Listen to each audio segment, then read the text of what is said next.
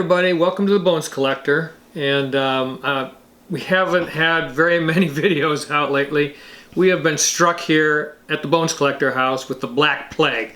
I mean, to tell you, it's been a struggle over the last couple of months, and I was sick at Thanksgiving and New Year's, and my wife Lori was desperately ill for the last couple of weeks, so we really haven't had a chance to do much and really haven't played many board games. But last week I received a Kickstarter that I backed a few months ago, and it's called The Isle of Cats by Frank West. And Frank West did a couple of other games that I've played. One is called The City of Kings, and the other game is called Vadorn Gardens. And neither one of those games really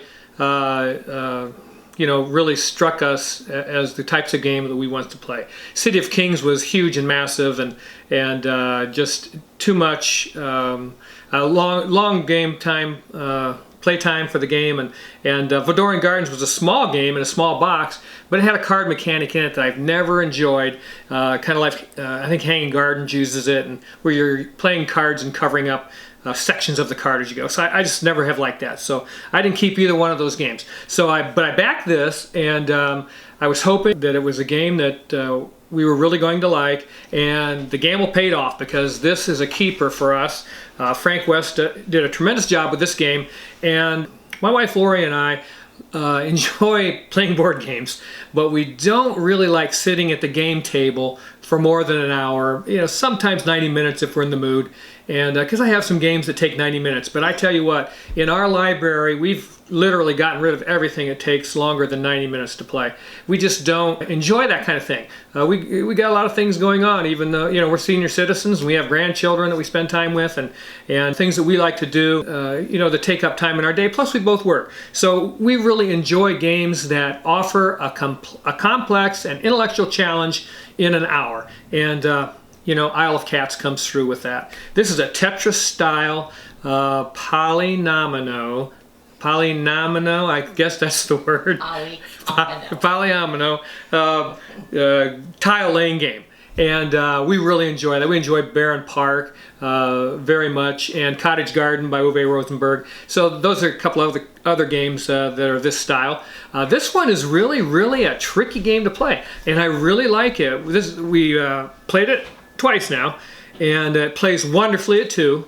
And what makes this one a little different is you have this huge, massive deck of cards, as you can see, that you're going to use to help you form your strategy for during the game and at the end of the game scoring. So at the beginning of each round you're going to draw 7 cards for each player, and then you begin a card draft. And for those of you who don't know what that means, you're going to take 2 cards and pass your hand to the other player, and then you take their deck of their cards that they've gotten, they take 2 and they pass their hand to you, and then you're going to take 2 more, and so forth until you have completely passed out all the cards. And you're going to choose those cards at the beginning of every round, have that card draft, and you're going to have to pay for them. Any cards that you want to use. You don't have to use all 7 cards that you've drafted, but you want to draft. When you're looking at them and making your decisions, you're going to want to decide if you want to pay for those cards to use them. And sometimes you will, and sometimes you won't. It depends on how the game is going. And I tell you, when you're drafting those cards, you immediately have tough decisions. So that's probably the slowest part of the game. I mean, it takes a few minutes to do that card draft at the beginning of each round because you're thinking hard on what you want to do in this game. And there's various kinds of cards. There's lesson cards, which are these blue ones that give you end game scoring goals. And there's so many of these, and they can change the course and strategy of the game that you're playing. So they're so important. Then there's also these anytime cards that are purple, and they give you various things that during the game, like a fish for each color of cat that's on your board currently, or a fish, and fish is the currency, by the way, and they come in 3s and 1s. So these little fish are the currency of the game, and you pay those fish to pay for these cards that you want to use after you've done your draft at the beginning of the round. And then there's treasure cards also, and they give you tiles called treasure tiles.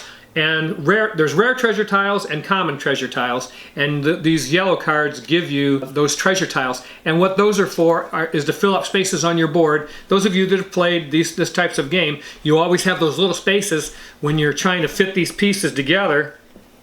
When you're trying to fit these pieces together on your board, you're going to have little spaces you can't fill, you know, because there's no shapes in the market to be able to do that. So these treasures are the pieces that you want to get to kind of fill that in. Yeah, so that card draft at the beginning of each round is the meat of this game. And it's what makes it different, and it gives you, it adds another layer of complexity to this game. And man, I tell you what, it's a lot of fun. It really hits us right where we love to play, and there's a lot to think about in this game when you're doing that card draft. And then once the card draft is over, then you begin to purchase these cats and save them from the evil Vesh. This is the evil Vesh guy. Yeah, and he's the round counter, and there's 5 rounds, and you start here on number 5, and when you get down to the hand that says stop, game's over. So you've got 5 rounds to do your thing, and the evil Vesh is coming to this island to pillage it or whatever, and we want to save all the cats off the island. So after you've done the card draft, then you begin to pay for these cats, take turns, and you have to have one of these food baskets. Is that what it would be called? Just, I guess it's a food basket, and you have to have one of those in order to purchase of one of the cats. And there's 2 sides to the island.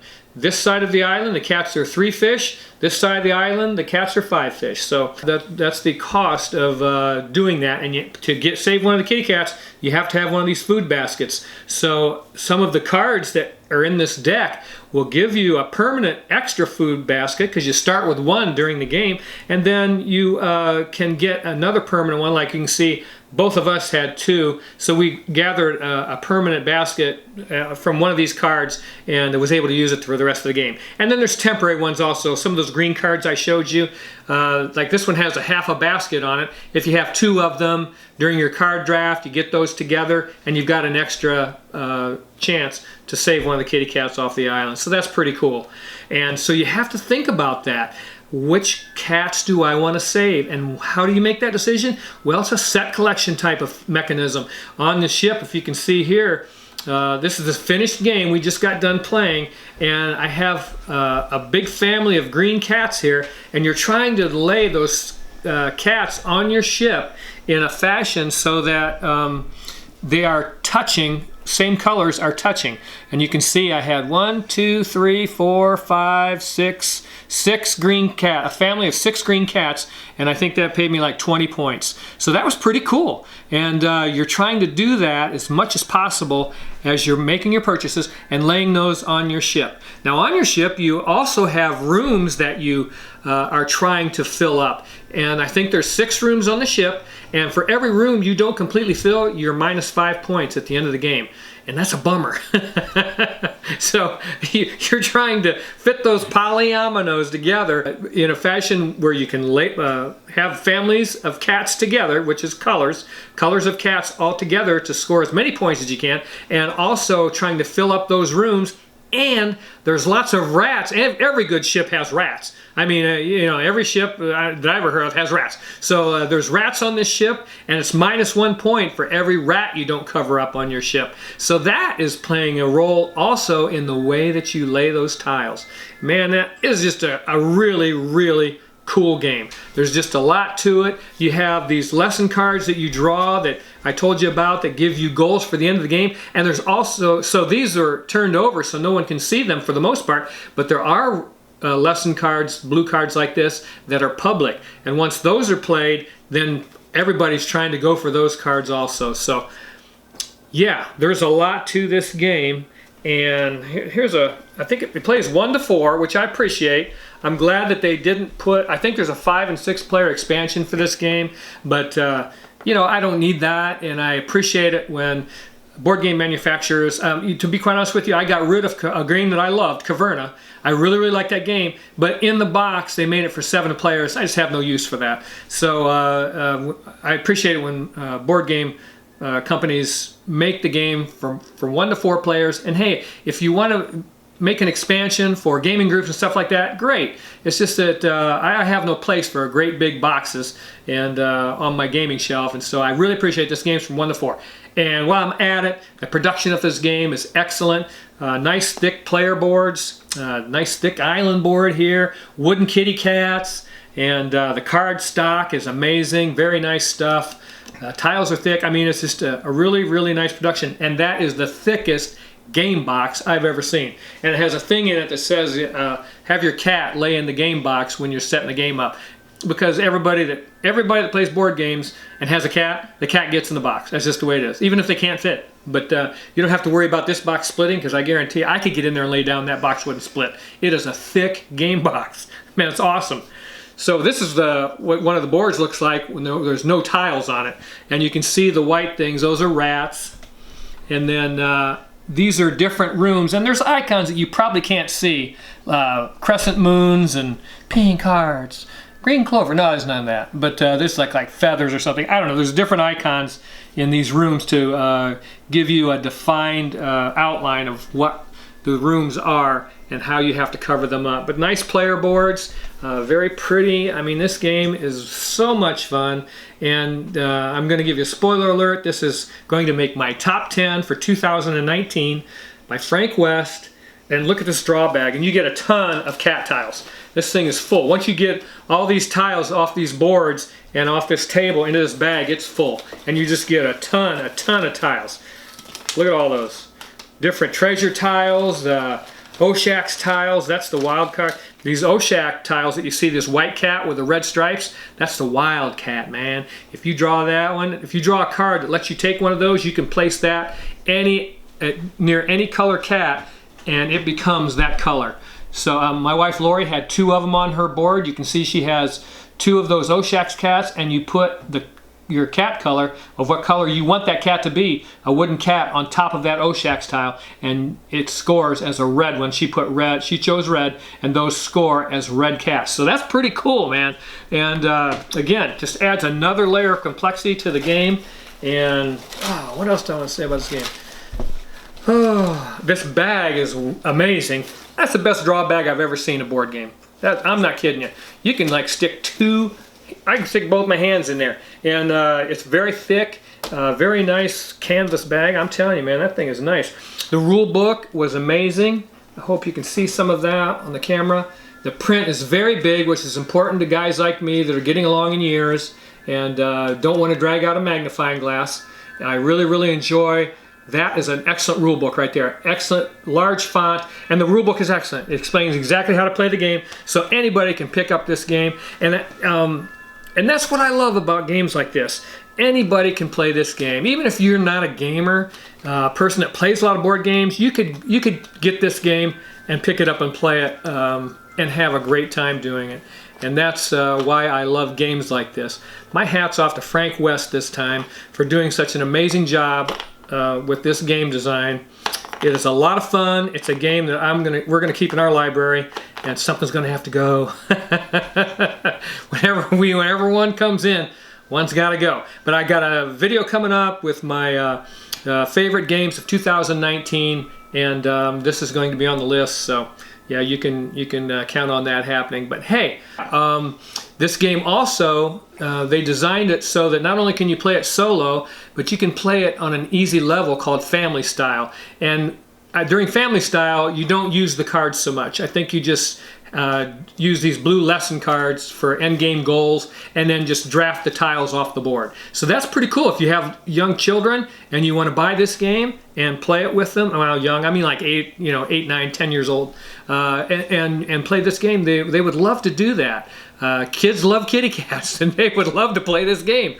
And I can't wait to play with my grandkids. But yeah, that family style mode was a great idea by Frank, and that's certainly something that is also appreciated. And that's another thing that makes this game so friendly and so versatile. And I love that. I mean, well, what a great game this is. And again, you can play it easy, you can play it more difficult, you can play it with the way it's meant to be played with all the cards and everything, and there's enough complexity there to make you think. I mean, to tell you, I sat there with doing the card draft, and I was like, oh my gosh, I can't make up my mind because I want these 4 cards, but I can only take 2 right now because I got to give my hand to Lori and she gets to choose. So I got to make up my mind which 2 are the most important. Well, I want, you know, you're going to want like 3 or 4 of those cards definitely, and you're just going to have to take a chance when you give them to your opponent that they don't take them. Sometimes they're going to, sometimes they won't, and they'll give them back to you, and you'll win all the way out. But a lot of times it's just those types of tough decisions that are so much fun in this game and in other games. So yeah, we really, really like this game. Isle of Cats plays 1 to 4. 60 to 90 minutes, it says on the box. We played it in 45, 2-player. Now, it probably takes an hour if you've got 4 people. I don't see it taking 90, unless you got that 5 and 6 player expansion and you're playing 6 players. Maybe it'll take 90 then. But other than that, it plays very quickly. Man, this game box, I can't get over it, you guys. That thing is thick, dudes. Look at that thing. Wow, that's a thick game box.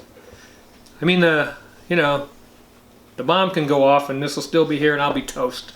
But yeah, the bottom of the box has pictures of the different cat families in the game, and comes with score sheets and bag of cats.